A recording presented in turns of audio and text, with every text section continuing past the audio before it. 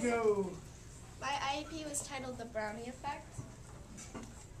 My question was, the psychological effect on taste was, if I tell someone something about the food they're eating, will that affect their opinion on the food and how they perceive the food? I made 2 identical batches of brownies, except for in one of them I added half a cup of pureed spinach, and then I served them to test subjects and I asked them to rate them on different factors of smell, moistness, chocolate, texture, and overall taste on a scale of 1 to 10, 1 being the lowest and 10 being the highest.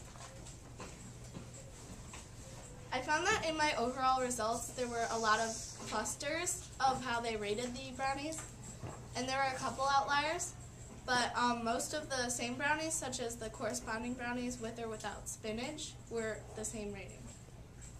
And each separate test subject had a varied opinion.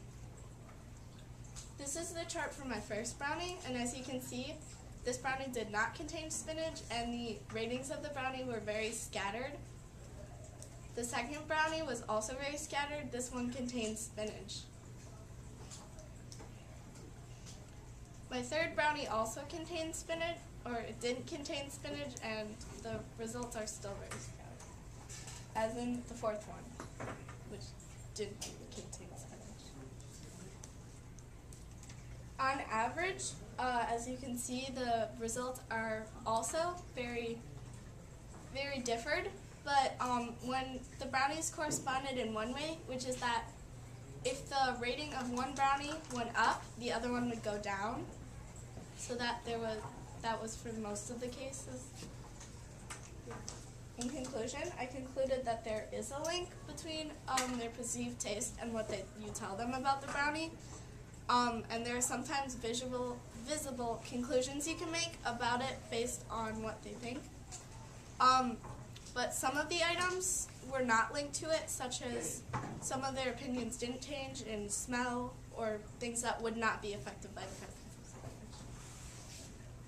spinach. If I could expand this project, I would test it on different foods, and I would test it on a more specific group, which means people that say they do like spinach or they don't like spinach, so I can try to get more precise results.